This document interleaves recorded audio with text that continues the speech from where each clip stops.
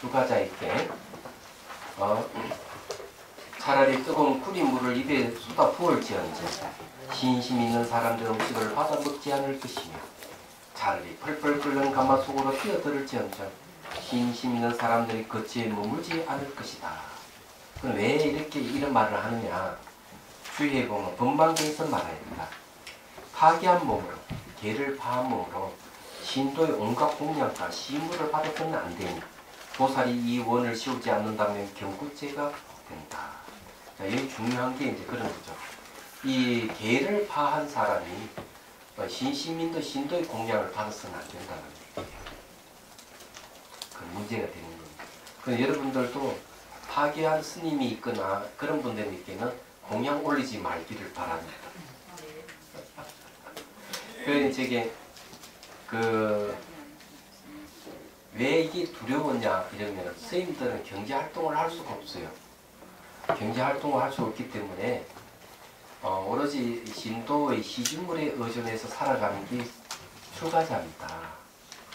그는 출가자라면 그렇다면 자기가 계율을 안 지키고 계를 파는 사람은 그거는 세속 사람과 똑같아요. 그러니까 쉽게 말하면 신도가 주는 공양을 받을 자격이 없는 거죠. 그냥 속된 말로 하면은 공짜로 주는 건데 자기가 도덕성이 떨어진 사람이 공짜로 주는 걸 받으면은 그걸 감당할 수 있겠느냐? 감당 못한다. 그런 신도가 주는 이 신물을 받을 때 감당할 수 있는 능력이 있어야 돼요. 얘기하자.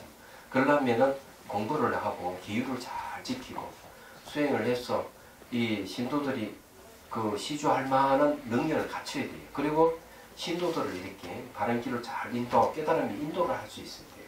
그래야만 그게 받아도 괜찮은데 그렇지 않으면은 그걸 녹이지를 못하는 거죠. 얘기하자면. 그럼 가부를 받는 겁니다. 그렇게 무서운 거예요. 그래서 스님들이 함부로 그 계를 지키지 않고 그렇게 하는 걸 보면은 가슴 아픈, 너무 가슴 아파요. 그래서 이것도 이제 여러분들 알아두고 그런 스님이 있으면은 그 시주하면 좀 곤란한 문제가 생기겠죠. 근데 스님 있잖아요. 네. 스님에서 경제 활동을 잘해갖고 재산을 많이 모으시는 분들은 어떻게 해서 예. 그 이제 경제 활동을 잘해 재산을 모은다고 하는 거는 세속 사람이 할 일이지 스님이 할 일은 아니에요. 그런데 이런 경우는 있어요. 스님들이 이제 이 계행을 잘 짓고 법문을 잘하고 그리고 잘 이래 인도하는 스님이 있으면은 재산이 불어난다 그래요. 그 현자 500경에 보면은 그래 있어요. 현자 500경이라 하는 건 제가 말하는 그런 뜻이 아니고. 그래 했던 들어봐. 그래서 이제 법문을 이렇게 잘 법을 펴고 이렇게 되면은 첫째 이제 뭔가 하면은 수명이 연장입니다. 이게 첫째 복이요. 두 번째 명성이 막 전 사방이 널리 퍼지게 돼요. 세 번째 재산이 막 모여. 네 번째 얼굴이 아름다워져. 다섯 번째가 이게 뭔지 잘 모르겠네. 근데 다섯 번째 또 하나 더 있거든. 그래서 이 법을 잘 쓰라게 되면은 그런 일이 이제 벌어집니다. 이 재산이라 하는 그런 겁니다. 그래서 이 법문을 잘하고 이렇게 하면은 스님들의 재산이 늘어나는 건 사실이에요. 그렇지만은 스님들은 그걸 가지고 재산을 가지는 않습니다. 왜냐하면은 스님들은 공동체 생활을 하기 때문에 죽게 되면 그 가지고 있는 스님들의 재산은 똑같이 다른 스님들과 분배가 됩니다. 계율이 그렇게 되어 있습니다. 바로 하나라도 가사 하나라도 다른 스님이 이제 다 놀아주게 되어 있습니다. 얘기하자면. 그리고 이제 고려시대 때는 어떻게 했는가 하면은 보락하는 보배보자 보락하는 그 이제 조직이 있어가지고 이 왕족이라든지 귀족에게 이제 그 보시를 받. 그걸 가지고는 뭘 하는가 하면 절에서는 기근이 들면은 그걸 가지고 절에서 죽을 수서 그 구제를 하고 병든 사람을 위해서 절에다가 한정마이라는 만들어서 그 다음에 침을 놔준다든지 이런 병원을 차려가지고 진료를 하고 고려시대 때 그랬거든요. 물론 그 신라시대 때부터 내려오는 것들이에요. 조선조 초기까지만 하더라도 조선실록에도 보면은 스님들이 뭘 했는가 하면은 그걸 하게 됩니다. 그 가을에는 이제 한 스님이 이제 발언을 해가지고 가을에는 저쪽에 평안도라든지 그 이쪽에 이북 쪽에서 이제 뭘 거두는가 하면은 쌀을 받습니다.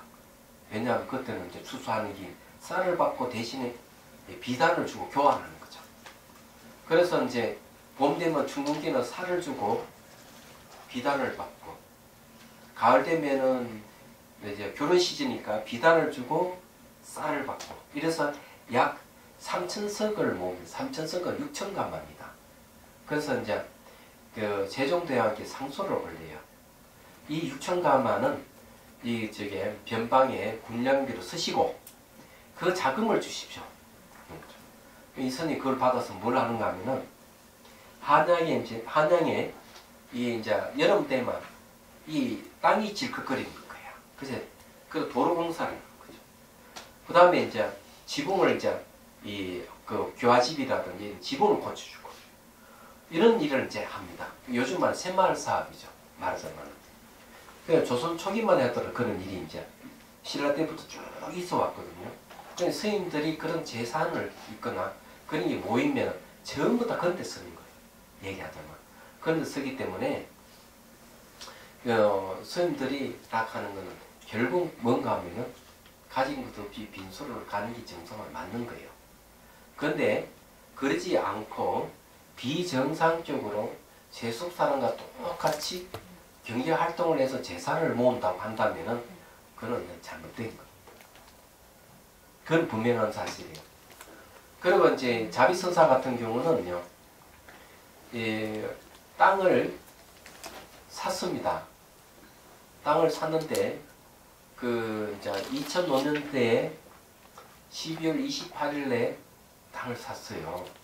2,000평을 살려고 했는데 5,000평을 사라 해서 5,000평을 샀습니다. 그러면 그 돈이 그러면은 신도들이 전부 다 돈을 내서 5,000평을 샀어요. 약 3억이라 하는 돈 내가지고 5,000평을 샀던 것이죠. 그러면 지금 그 땅이 그럼 몇 평이 되느냐 얘기죠. 17,000평이 됩니다. 땅이. 얘기하자면. 왜냐하면 그 사이에 또 주변에 이제 땅을 사달라는 사람, 그다음 할아버지가 와서 땅 사달래 또 땅을 사게 되고 또 이렇게 사이가 점점 불어났던 것이죠. 얘기하자면은 그래서 왜 땅이 그리 불어났느냐 하면 그것도 축사를 짓는다고 해가지고 또 우리 뭐 땅 사라고 몇 평이더라? 5,000평, 6,000평 또 땅을 사라고 5,000평은 안 되겠다. 한 2, 3,000평은 되겠다. 근데 우리가 안 살라 했는데 자꾸 그 고령에 있는 그 이장이 땅을 사라고 하다 우리가 두 번이나 그저 안 사는데 복덕방에서 계속 사람이 찾아오는 거야. 물어보니까 축사를 짓기 위해서 땅을 살려고 그런다는 거죠. 그러면 그 축사하는데 하나 더 있으면 냄새 때문에 견딜 수가 없잖아요. 그래 그 땅을 샀어요. 우리가 땅 한 평 사면 운동해서 샀더니 또 면장이 와가 선생님 땅 그거 사가 안 됩니다. 이 비닐하우스 개념이래요. 축사는. 그래서 더 사야 된다는 거예요. 면장이 와가지고 또 그래가지고 또 도제거사님을 통해가지고 땅 주인에 찾아가 또 땅을 다 샀어요. 또 그 17,000평이나 됩니다. 얘기하자면. 그래서 그 대부분은 작년 봄에 조정을 다 옮겼습니다. 법당도 그렇고 전부 건물이 왜 내 명의로 돼 있지만 그것이 내 소유가 아니기 때문에 그런 거죠. 얘기하죠. 그래서 일부 땅이 남아있는 건 혹시 사회복지를 할까 싶어서 조의종으로 법인으로는 사회복지를 못합니다. 얘기하자면. 그래서 거기 조금 남아있을 뿐이지 대부분 다 넘겼어요. 제가 천년만년 가지고 있는 것도 아니고 제 소유가 아니기 때문에 그런 거죠. 얘기하자면. 그래서 이제 지금 이제 다시 템플스테이 불사를 하고 있지만 그것도 마찬가지로 제 소유가 될 수가 없어요. 모든 게 그거 같은 거죠. 그래서 스님들이 그걸 자기 소유로 한다고 해가지고 죽을 때는 그 짙게 가지고 가지는 않습니다. 그거 잘 알아야 돼요. 설사 내가 내 소유로 하고 있다 하다 내가 죽잖아요. 그러면 이거는 종단으로 넘어갑니다. 그럼 뭐 법인으로 하는 거예요? 예, 법인으로 하는 거는 또 달라요. 그래. 법인으로 하는 자유도 많죠. 예, 저 법인으로 하는 거 많죠. 그래서 법인을 해본들 중이 해본들 무슨 소리 있겠어. 나는 그렇게 생각하고 있어요. 그렇기 때문에 지금 내 나이가 지금 몇 살인데 아니 그거 말고 딴 데 법인. 그런데 그런 겁니다. 그래서 이제 이 재산이라 하는 거는 그런 거예요. 그래서 지금 현재 그렇게 땅이 넓기 때문에 거기서 급기명상 세 코스를 만들어 놓고 좀 이제 조경이라든지 이런 걸 좀 하고 있잖아요. 그러면 딱 전에 들었으면은 힐링이 될 수 있도록 하려고 하는 거죠. 얘기하자면. 그래서 원래는 그 조경하는 사람 전문가에 이렇게 자문을 받기로 했습니다. 자문을 받고 나무를 어디에 심을 것인지 이런 것도 하고 지금 이제 도량 정비를 하고 있어요. 지금 새로. 그러니까 기대해도 됩니다. 결국 그것은 말이죠. 제 소유가 아니기 때문에 물론 여러분들 개인 소유가 될 수도 없고 제 소유도 될 수 없어요. 다만 여러 사람이 모여서 공동체의 그 입장에서 하나 이루어졌다 이래 보시면 됩니다. 그러니까 상가의 개념을 봅니다. 성가의 개념을 보시면 됩니다. 좀 그렇게 돼 있어요. 그래서 이게 성녀의 재산이라 하면 아무짝에 쓸모가 없다는 거죠. 여러분들도 마찬가지. 여러분 가지고 있는 재산도 죽을 때 못 가져갑니다. 맞습니다. 그래서 이제 외국 같은 데 미국에는 유럽에 어떤 자산가는 죽을 때 다 사회에 내놓는 이유가 거기 있는 겁니다. 그런 분들이 지금 의식이 꽤 있는 거거든요. 마찬가지예요. 자, 65장으로 넘어갑니다. 독약이나 독화설처럼 그러므로 말한다. 돌을 닦는 사람들이 음식을 먹을 때는 독약처럼 생각하고 시물을 받을 때는 독화설을 맞는 듯이 생각해야 한다. 두터운 대접과 듣기 좋은 말들은 수행자들이 두려워해야 할 것이다. 왜냐하면 애착이 가기 때문에 그래요. 음식에 애착이 가고 재물에 애착이 가고 좋은 말들의 애착을 가면 수행을 못합니다. 우리가 여기서 말하는 음식이라든지 시물이라든지 좋은 말들이라든지 오히려 수행자를 독려하고 지를 깨지게끔 도와주는 것으로 봐야 되는데 그렇지 못하고 거기에 애착을 갖고 소유로 생각하면 결국 생사해탈을 못합니다. 그래서 이제 주의해 봅시다. 스산 스님께서 뭐라고 하는가? 음식을 먹을 때 독약처럼 생각하라는 것은 식탐 때문에 도에 대한 안목을 잃을까 두려워한 것이다. 그렇죠. 이것이 정말 도를 닦는데 도움을 주는 것인데 여기에 집착하면 안 된다. 식탐이라 하는 그런 거예요. 사물을 받을 때 독화설을 맞는 듯 하라는 것은 탐욕 때문에 부처님 세상을 잃을까 두려워한 것이다. 그러니까 여기에 부처님 세상이 됐지만 이건 도가라 그랬습니다. 도가라고 얘기하는 것은 도와 가가 좀 달라요. 도는 아직 과정이 있는 거고 가락하는 것은 깨달은 결과를 얘기합니다. 그런데 하나로 보면 그냥 도가 이러면 깨달은 결과를 얘기합니다. 그거는 뭔가 하면은 아라한이나 성인이 그 보살의 지위라든지 부처의 지위에 이른다는 얘기예요. 그래서 탐욕 때문에 그런 깨달은 결과를 이룰 거라 두려워했기 때문에 그렇게 하라 이렇게 얘기를 한 거죠. 생각나는 건 이제 옛날 얘기를 하나 하죠. 이 이제 그 음식에 이게 독약 탄 이야기 옛날에 한 얘기 했지만 티베트에서 유명한 수행자가 있었습니다. 밀라데빠라는 수행자. 이건 스님이 아니에요. 이 이제 젊었을 때는 흑마술을 익혀가지고 자기 친척들 다 죽였어요. 얘기하자면. 그러니까 많은 사람을 죽였죠, 이 사람이. 왜 죽였는가 하면은 부모가 남겨준, 그러니까 아버지가 남겨준 재산 어마어마한데 이걸 삼촌에게 맡겨놨더니만 삼촌이 이것을 재산을 돌려주지 않아 가지고 어머니나 그리고 이제 동생들이랑 그냥 막 거의 끼니를 때우다시피 죽지 못해 사는 상태에서 이 밀라레빠 그 사실을 알고 이 복수를 다짐하는 거죠. 그 흑마술을 배워가지고 다 죽이고 친척들을. 그런데 거기에 이제 참여를 하고 이게 악업이라고 생각하고 수행의 길을 나서서 엄청난 수행을 하면서 이제 한 생의 부처를 이룬다는 경지까지 이르게 된 거죠. 근데 이분이 굉장한 대단한 분이에요. 어느 정도냐 하면은 길을 가다가 목동을 만났는데 목동이 보니까 말을 몇 마디 해보면 이놈은 몇 마디를 해주면 깨달을 수 있겠다는 생각을 하게 되는 거죠. 그런데 얘기를 해봐 시가 안 막히게 되는 거야. 그래 이제 겨울물을 딱 건너는데 밀라데빠가 물 위를 걸었어. 겨울을 건너가는 거야. 그러니까 목동이 보고 깜짝 놀라는 거지. 일부러 신통을 보여가지고 사로잡는 거예요. 방편이야. 그래서 자기 제자를 삼아서 수행을 시켜서 깨닫게 해주는 정도. 어느 날은 이게 절벽 위에다가 딱 내가 자선을 딱 하고 있는데 도둑님이 딱 와가 보고는 동굴에 이 무슨 물건을 훔치고 싶어서 밀라데빠를 죽이려고 싹 밀어버려요. 절벽이 떨어지거든. 떨어지면 죽어야 되는데 다시 싹 올라가 제자를 팍 밀면 또 떨어졌다가 딱 올라가 제자를 그때서야 성인인 줄 알고 그래서 그 도둑을 조목하는 이야기. 또는 이게 막 이 바위 속으로 들어갔다 나왔다 하는 거.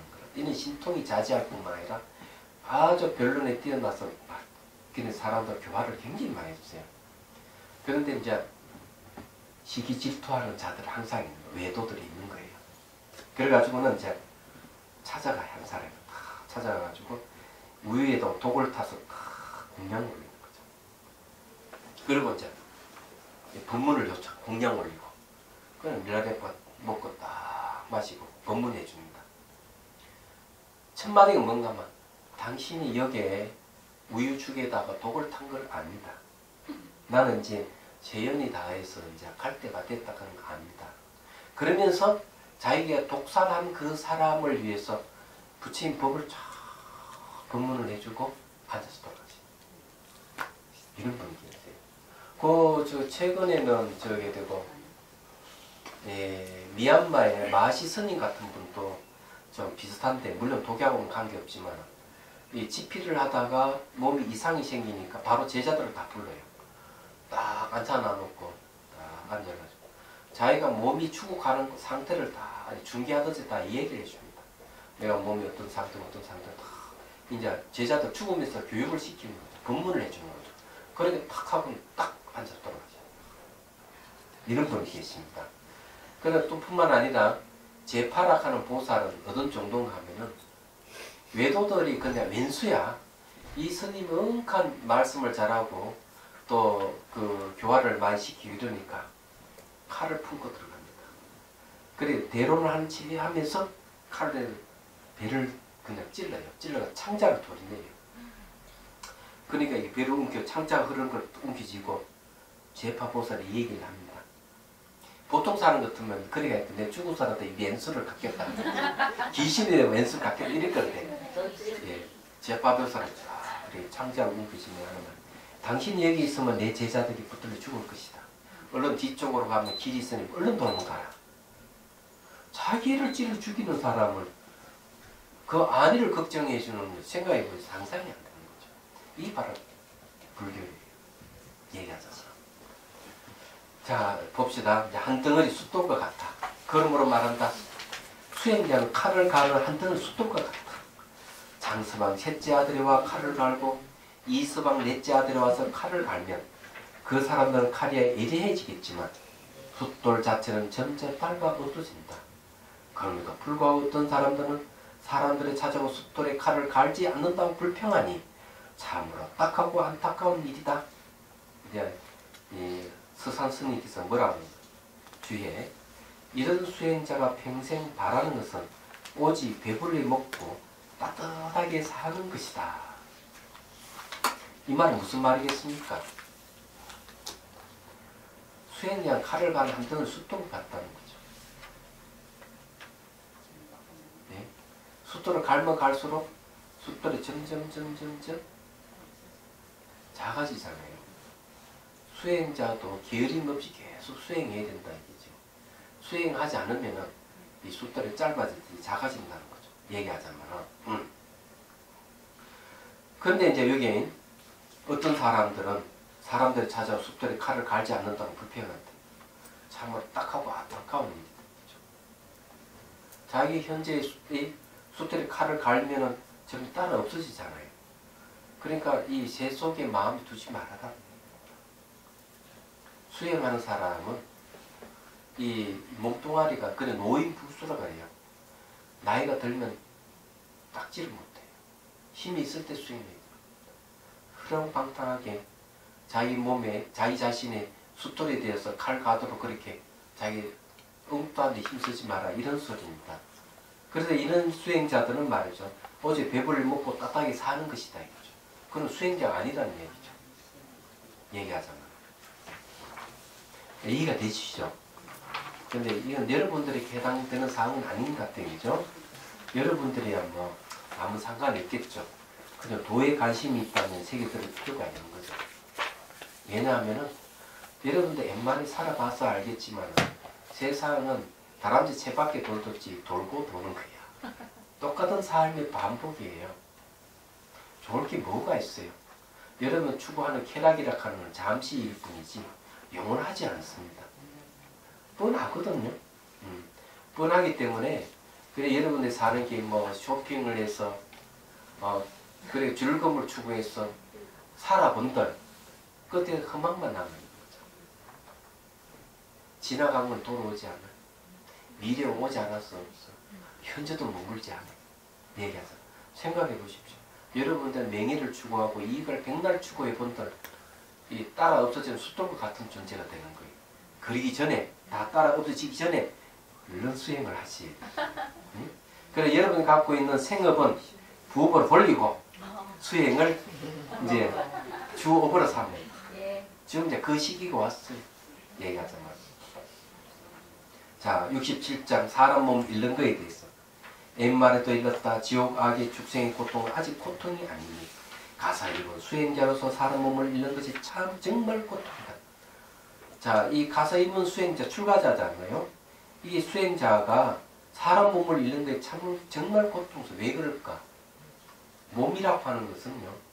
강을 건너는 배와 같아요. 탐진치 강을 건너기 위해서는 그 강을 배가 필요한데 몸이 그런 거죠. 여기서 말하는 지옥 악의 축생의 강을 건너려고 하면 이 몸뚱아리 필요한 거예요. 이 몸뚱아리가 바로 여러분들 수행하는 데 도움을 주는 훌륭한 도구입니다. 몸이 약하면 수행 못해요. 그래서 여러분들이 보약을 먹고 몸이 건강해지는데 엉뚱한 데 쓰지 말고 진리를 깨치는데 쓰라 이 말이에요. 물론 이거 출가자에게 얘기하는 것이지만 그래 왜 또 이런 말을 하는 사람 몸을 한번 잃어버리면 회복하기 어려워요. 사람은 죽어서 다시 사람을 태어난다는 보장이 없어. 마음 자체가 비어있기 때문에 마음은 모양도 없고 색깔도 없고 결정되어 있지 않아요. 그런데 그 마음이 뭐로 결정되는가? 본인이 까르마에 의해서 결정되는 겁니다. 업에 의해서 결정되는 겁니다. 업이 뭡니까? 조작하는 마음이에요. 조작하는 마음이 업이기 때문에 지을 조자, 지을 작자잖아요. 그러니까 A라는 사람, B라고 하는 사람 이야기 듣고 조합을 해서 새로운 걸 만들어내고 누구 무슨 일이 있으면 막 엮어가지고 서로 또 기억을 만들어내고 이렇게 조작하면서 사는 가는 거예요. 그러니까 남에게 이익을 주기도 하고 남에게 소원을 끼치기도 하고 이걸 업이라고 해요. 근데 그런 속에서 지옥의 심리를 가지는 사람이 있어요. 지옥의 심리는 뭡니까? 화가 난다고 사람을 죽이고 이 살아있는 생명을 마음대로 죽이고 착취하고 패고 폭력을 가하고 이런 사람은 지옥의 심리를 가지고 있는 거예요. 남에게 피해를 줬기 때문에 피해를 준 소란히 그 심리가 몸에 배에 있는 마음에 배에 있는 거죠.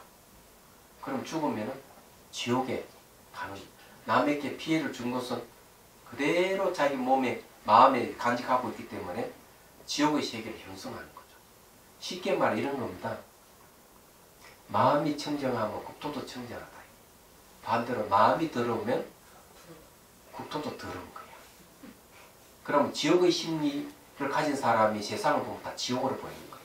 그런 사람이 하는 짓이 뭡니까? 사람 패고 죽이고 하는 건 그밖에 없는 거예요.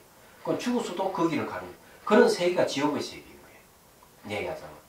그리고 또 주색 잡기 하는 사람이 있죠. 술을 마시고 담배를 피고 애도 그러면서 여자 공원에 쫓아다니면서 어떻게 하면 꼬셔볼까 이런 사람이 있어요. 돈이 있으니까 내도 건네 신경 쓰는 거예요. 여자들도 있을 거예요. 그럼 요거는 무슨 심리야? 축생의 심리야. 축생들은 한눈에 먹고 그 뭡니까? 성교하는 것밖에 없어요. 그거 두 외에는 없어요. 그러면 그쪽으로 가는 그런 심리 꽉 차 있는 사람은 오직 그것만 보이는 거예요. 그래서 이게 성폭행범이 많이 생기잖아요. 대부분 남자들이잖아. 얘기하자면. 그런 사람은 한번 저지르면 또 그것도 저질러. TV 보면 나오잖아요. 섭외라고 그만 무서운 거예요. 그래, 고개만 섭외되면 이 치마 두는 사람 다 여자 다 보이는 거예요. 그런 애도 아랫돌만 쳐다보고 다니는 거예요. 그래서 남님이 보면은 딱 그렇게 나왔어. 지옥에 떨어질 사람은 땅만 쳐다보고 인간으로 태어나면 바로 보는 거고 천상에 태어나면 고기를 쳐들고 있다는 거죠. 심리적 현상이 그렇다는 거예요. 그런데 배꼽 알로 보는 사람은 어떻게 되겠어요? 그것만 추구하는 사람은 이 축생을 동물의 세계로 태어나면 당연한 거죠. 그 다음에 끊임없이 욕망을 추구하는 사람이 있어요. 붓다의 심리학이 그 얘기를 하고 있습니다. 한 여자가 있는데 얘는 화가예요. 그런데 지금 동거하는 남자가 있어. 동거하는 남자가 있는데 그러면서 또 다른 남자가 저 남자가 나를 행복해 해줄 것이다. 그래서 계속 이 남자 저 남자 갈아치우는 거죠. 그러다가 나중에 정신병동에 입원하게 됩니다. 그런데 이걸 그 이제 교수가 뭐라고 했는가 하면 이런 사람은 악의 심리를 가지고 있다. 그런데 자기 욕망을 추구해 가기 때문에 욕망을 추구해 가는 사람은 천억이고 만원을 쌓아줘도 늘 가난해요. 채워지지 않기 때문에. 재산이 그렇지만 또한 성적인 문제도 똑같다는 얘기죠. 채워지지 않는 거죠. 이런 악의 심리를 가진 사람이 죽으면 악의로 태어나요. 악의 특징은 뭡니까? 목은 간다고 배는 남사만 하나 그러죠.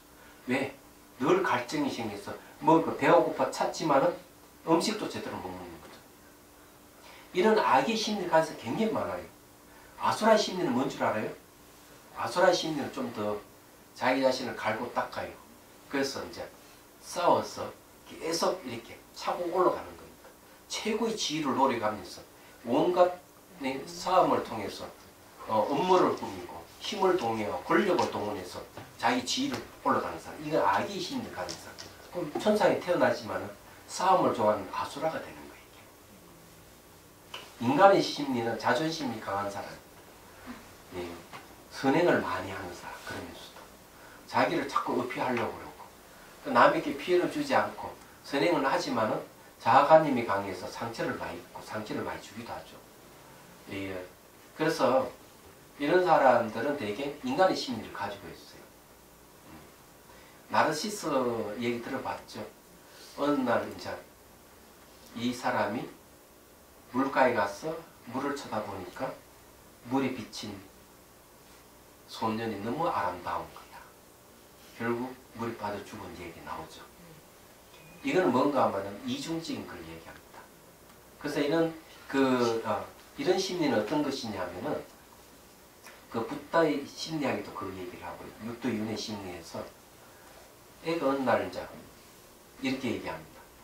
달에 가니까 이쁜 옷이 있는 거야. 그 자켓을 탁 입고 자기 어머니한테 얘기해. 엄마 오늘 나 이거 입고 학교 간다. 이러니까 어머니 굳고 말이는 야 그거 입고 가지 말아라. 그러면서 뭘 얘기해. 아주 충격적인 얘기야. 니 그거 입고 가면은 이 어머니를 사람들 어떻게 생각하겠느냐. 이 엄마를 어떻게 생각하겠느냐.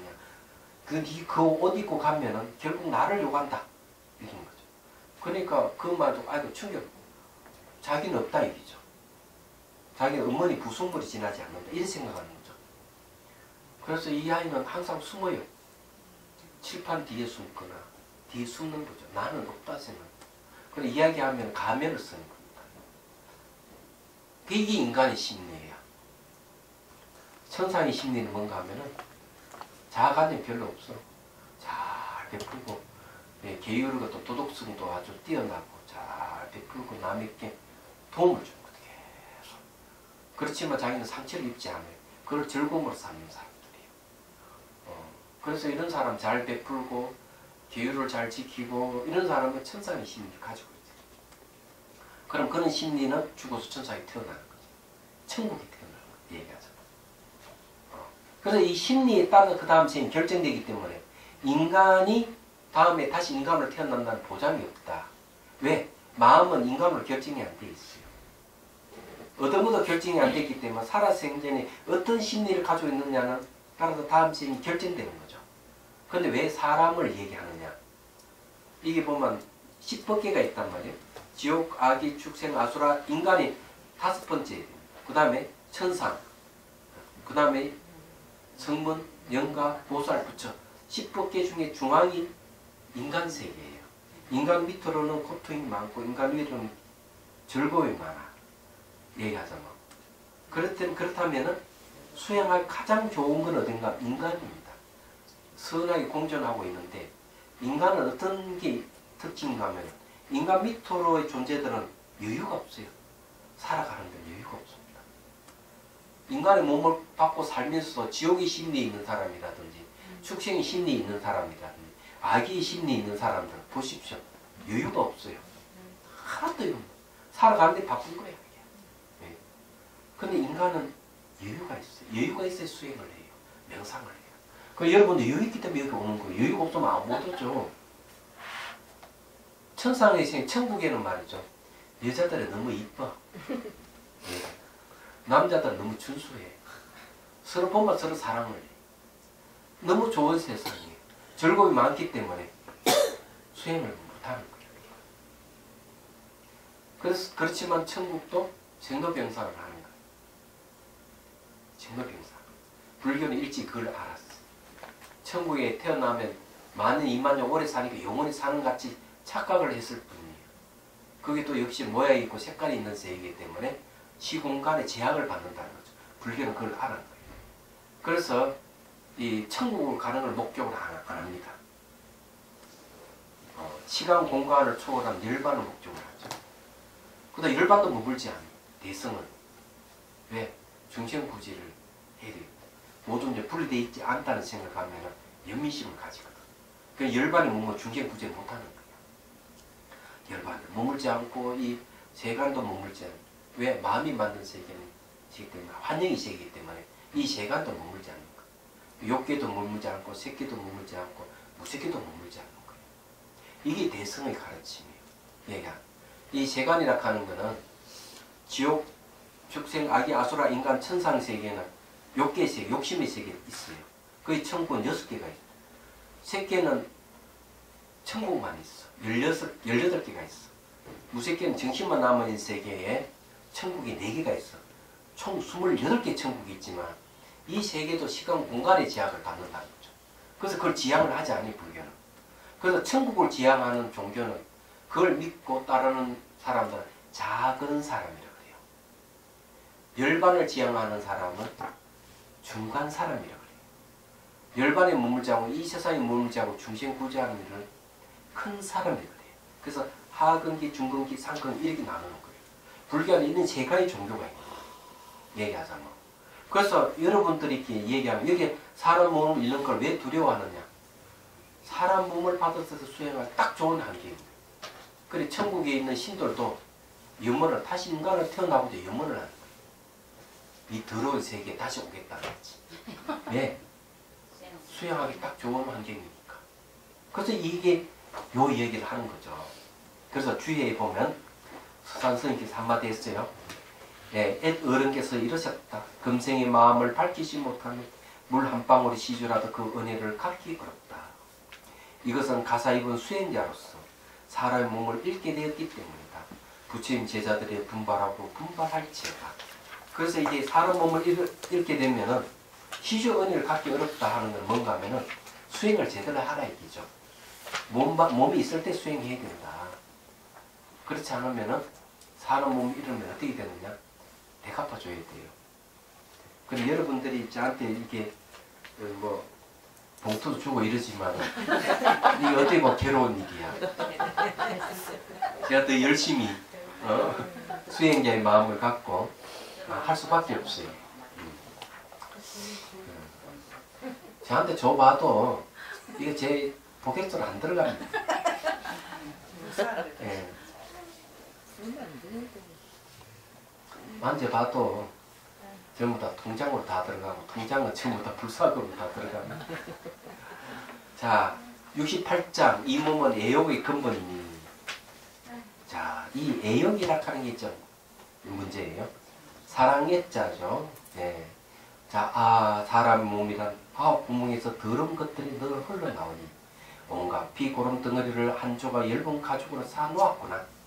또한 가죽 주머니에 똥을 가득 채운 피구름 뭉치라.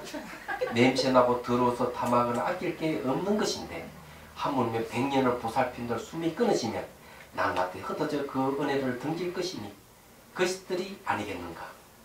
자, 이건 참 무서운 이야기죠. 근데 젊었을 때 이건 모릅니다.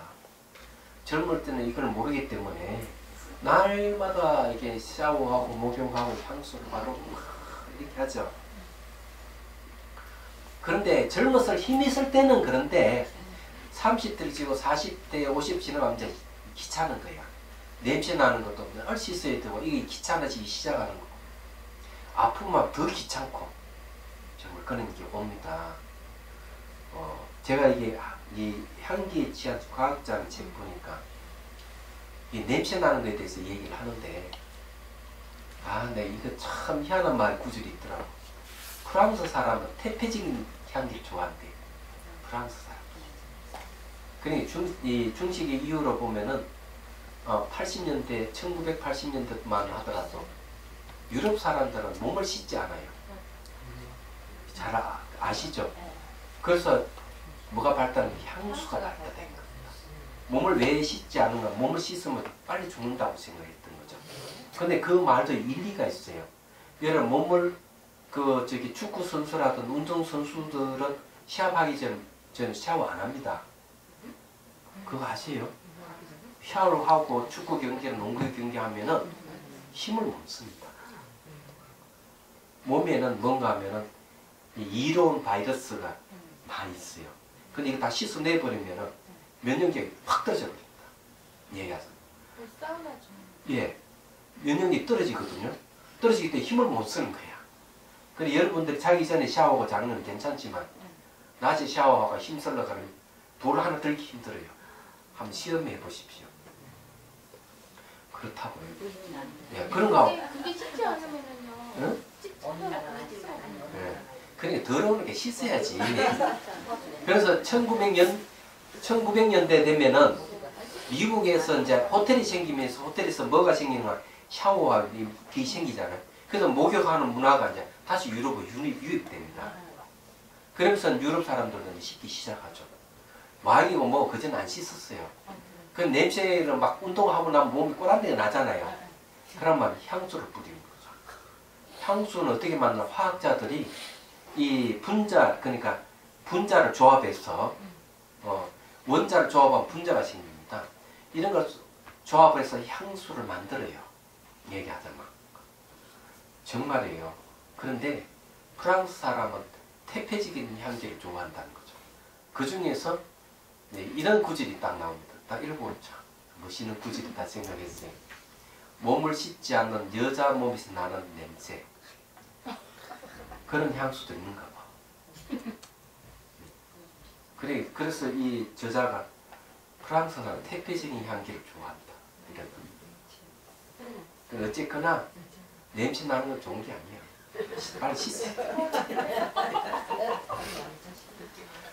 그래서 이게 우리는 늘 안에 보면 뱃속에 뭐가 똥이 들어있기 때문에 움직이는 변소야. 알고 보면.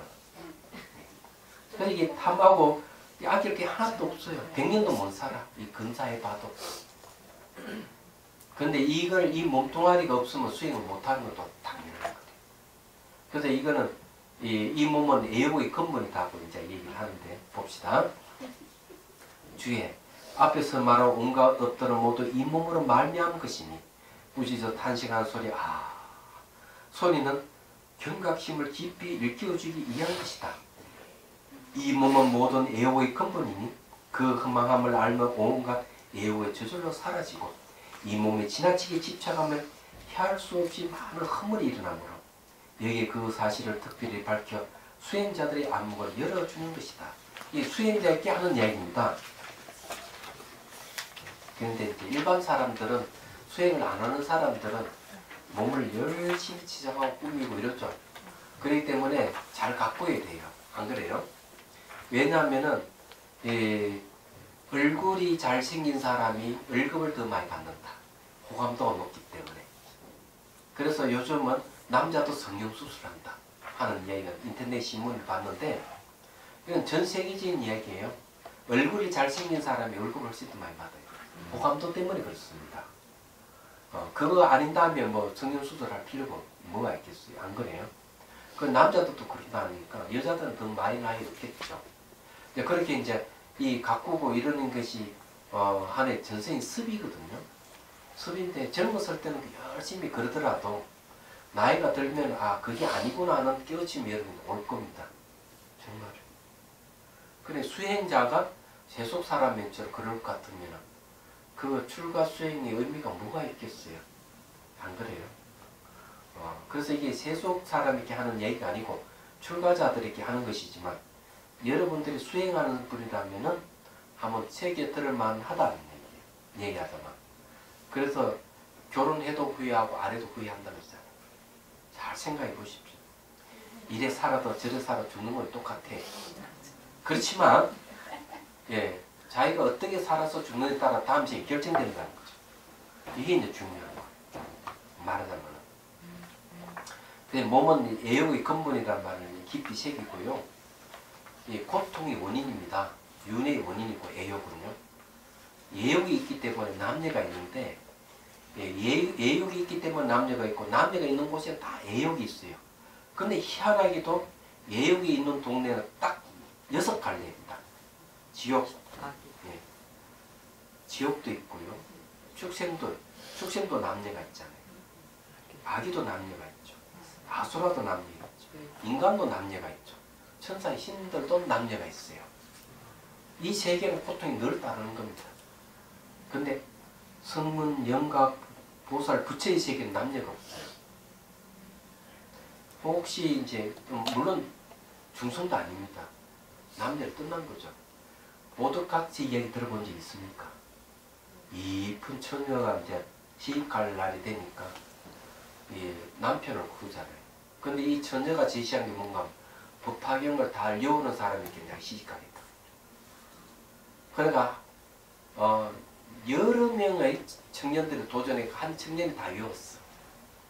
그 첫날발을 치르는데 첫날발 치렀습니까? 보덕각시에게는 성기가 없던 것이죠. 남자의 여자의 성기가 없어요. 보덕각시는 간신보살의 화신이었던 것이죠. 성인은요 남자도 아니고 여자도 아니라는 그 일화를 통해서 얘기하면 부처님의 모습은 남자 모습이지만은 그거는 중생구자하기 위해서 인간의 몸으로서 그렇게 나타날 뿐이지 부처는 남자도 아니고 여자도 아니고 인간이 아니기 때문에 그 잘 생각하셔야 돼요. 그런 겁니다. 자, 평하여 말하기를 흙물불 그리고 바람의 기운으로 이루어진 이 몸뚱아리는 주인이 없이 늘 다투고 있으므로 하나같이 4명의 원수가 임시령으로 있다고 말할 수 있다. 자, 흙은 뭔가 뼈라든지 피부라든지 머리카락, 치아 이런 한 20가지 됩니다. 물이라 하나 피라든지 침이라든지 이런 오줌 같은 거고요. 불이라 하나 차고돈 체온을 얘기합니다. 바람은 에너지입니다. 말을 하거나 생각을 하거나 뛰어다니거나 움직이는 건 전부 다 이 에너지에서 이루어집니다. 그래서 이 4가지가 결합되어 있는 게 몸인데 이 몸은 4명의 원수가 임시로 모여있다고 말할 수 있다. 이런 말은 뭔가 하면 물과 불은 상극이잖아요. 그래서 이것이 몸에서 이게 누구를 찌그라 하는 거죠. 물의 요소가 강해지면 몸에 어떤 일이 벌어지는지 아십니까? 몸이 습해집니다. 습진 마신이죠. 불의 요소가 많이 강해지면 몸에 뭐가 생깁니까? 종기가 생깁니다. 얘기하자면 그런 얘기예요. 흙의 요소가 약해지면 어떻게 됩니까? 그게 그 골다공증이잖아요. 말하자면 바람 요소가 약해지면 어떻게 됩니까? 허리가 덜 굽어집니다.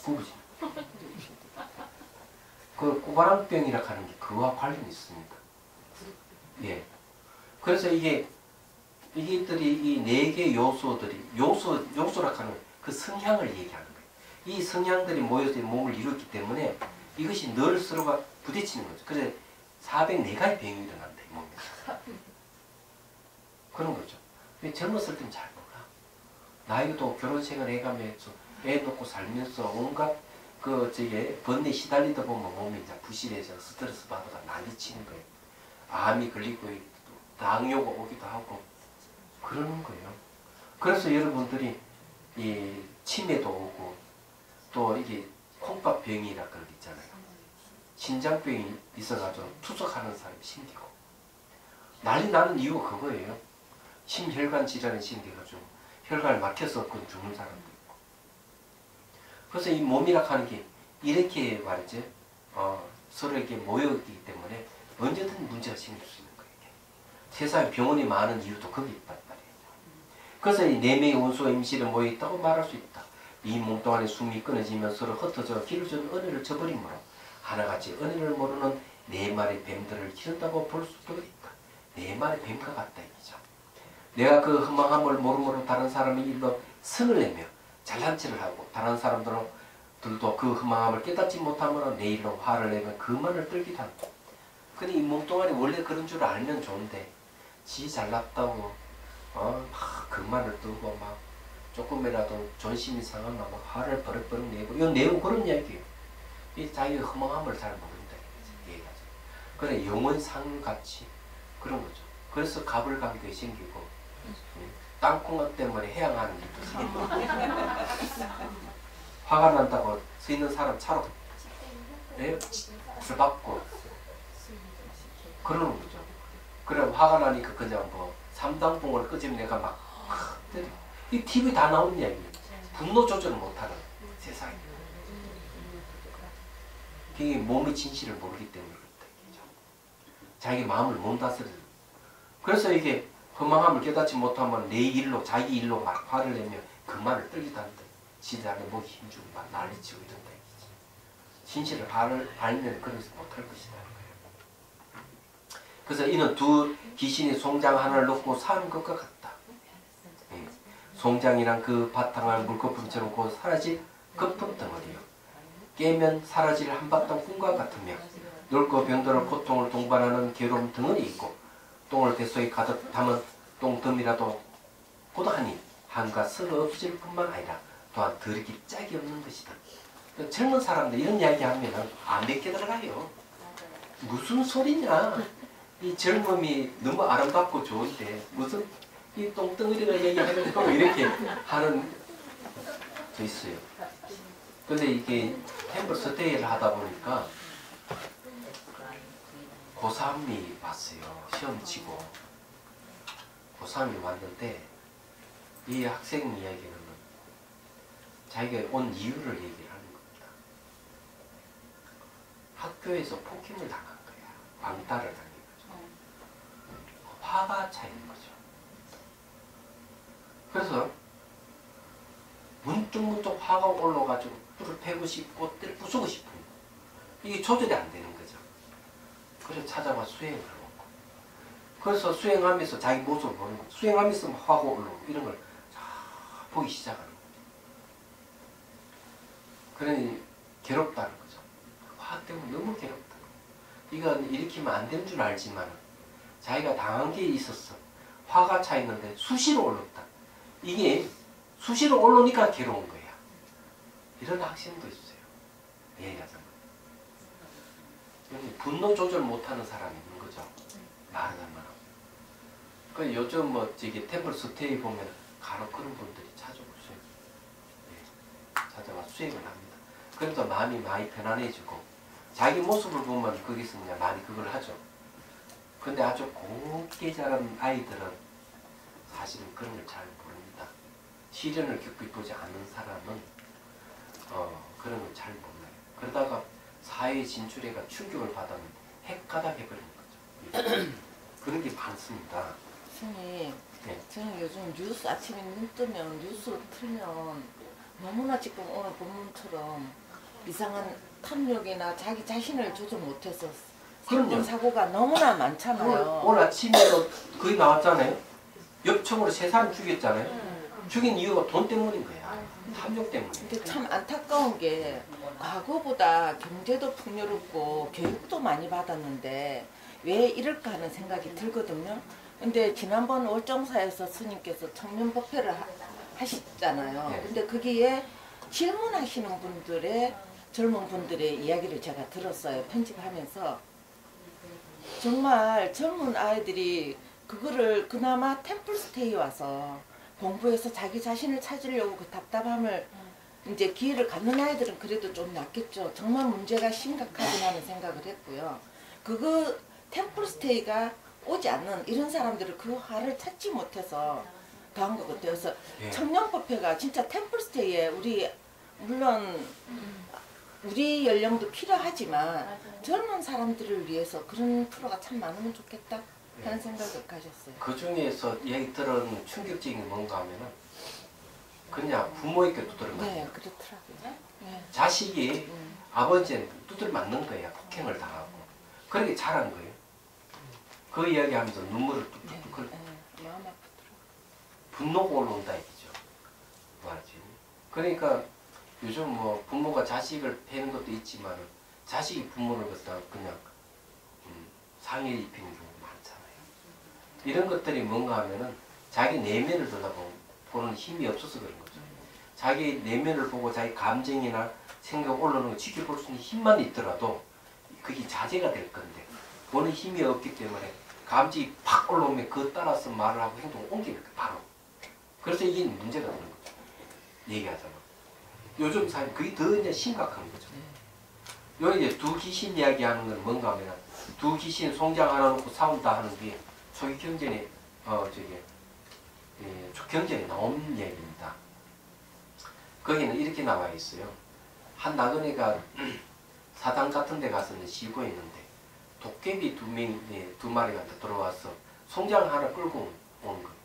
뒤에 끌고 가는 송장 끌고 가는 도깨비 보고 뒤에 따르는 도깨비 그건 내 송장이 내 나라 아니 내 것이다 하고 서로 싸우다가 사람이 있으니까 야 그러면 우리 저 사람에게 물어보자. 그래 이 사람은 이제 아이고 죽었다 이제 이게 큰일 났다. 그랬더니 바른대로 얘기하는 수밖에 없지. 그래서 이 이제 도깨비가 물으니까 이 시체를 끌고 간 앞송장이 끌고 간 도깨비 것이 맞다 이래 주니까 뒤에 따라 뼈들려는 이 도깨비가 화가 나가지고 산 사람의 다리를 뽑아버려요. 그래서 자기를 편들어준 도깨비는 얼른 죽은 사람 다리를 뽑아가 끼워주는 거야. 밤새도록 그냥 떼고 붙이고 떼고 붙이고 하다 보니까 몸이 다 바뀌어버린 거야. 몸만.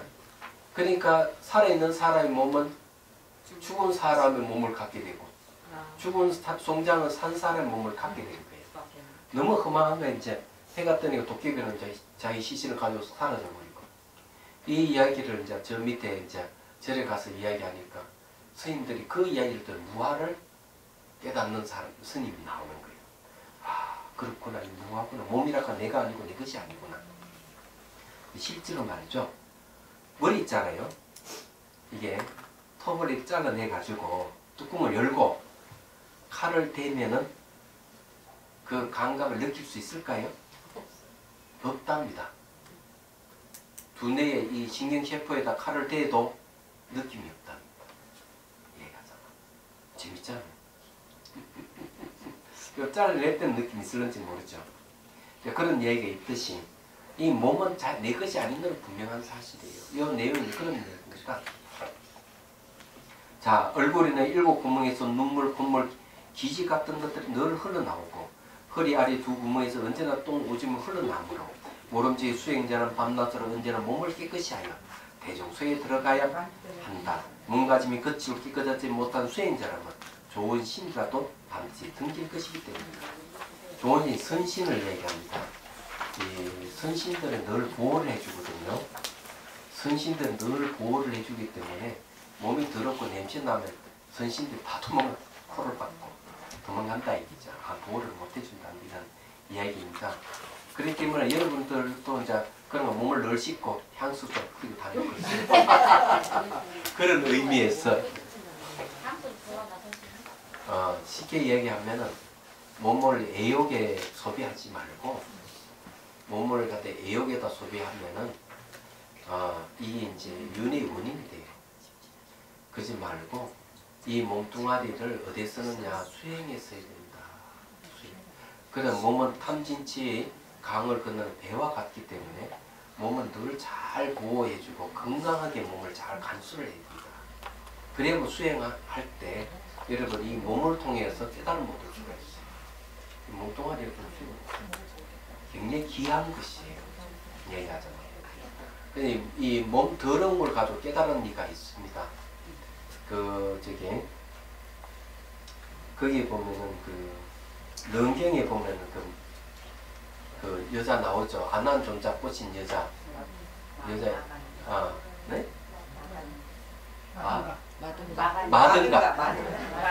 마든가 경에 보면은 마든가녀 경이에요.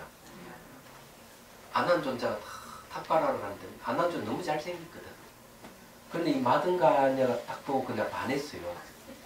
그래서 어디서 대면했는가? 우물가에서 대면해. 우물가에 안한존자 물 한 그릇 청해서 물 한 컵 마실 때 마든가녀가 안한존자 보고 반한 거예요.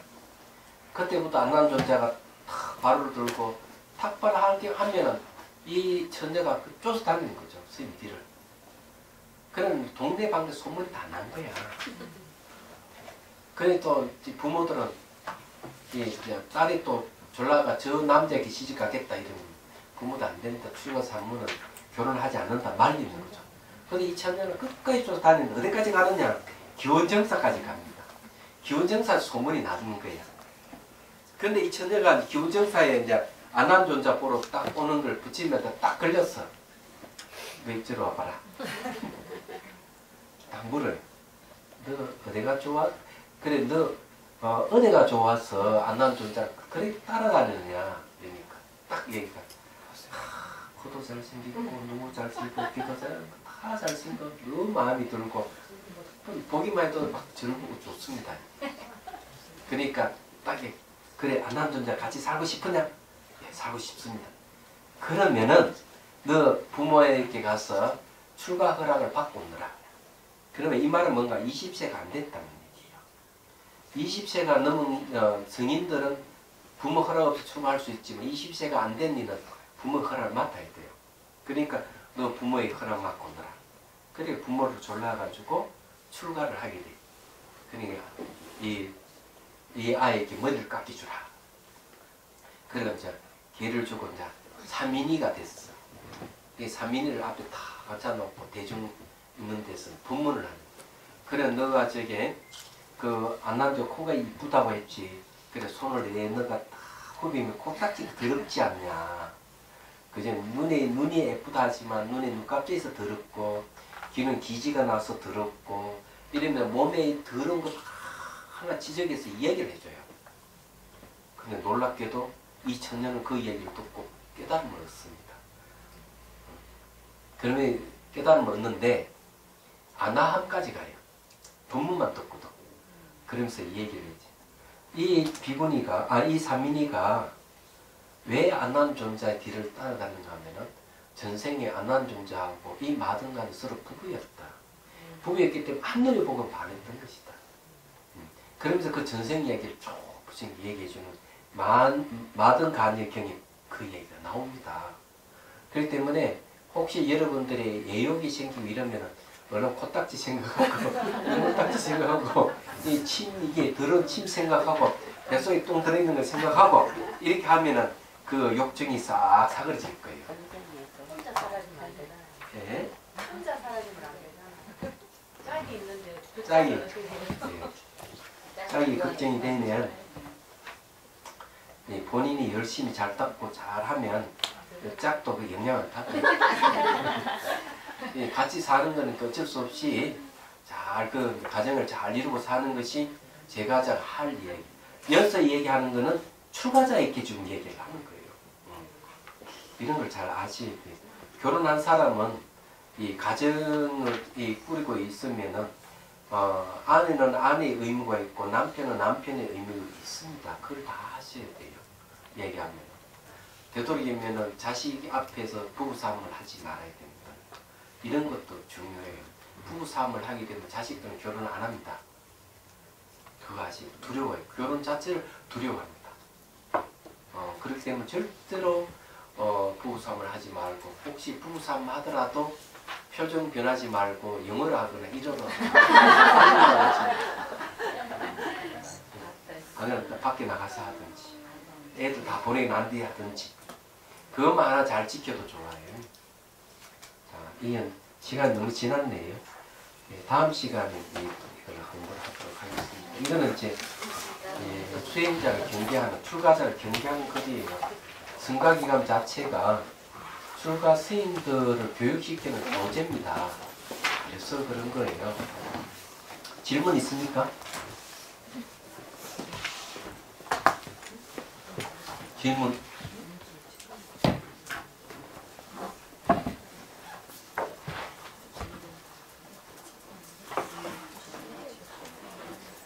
저기 이제 절에는 용과 뱀이 같이 사니까 좋은 스님도 보고 좋지 않은 스님도 보고 설사 그렇다 하더라도 스님은 삼보의 수에 들어가니까 여러분들 잘 공경하고 그러십시오. 네. 예. 제가 설사 이렇게 한다고 얘기해가지고 또 스님들 막 대하고 이러면 안 됩니다.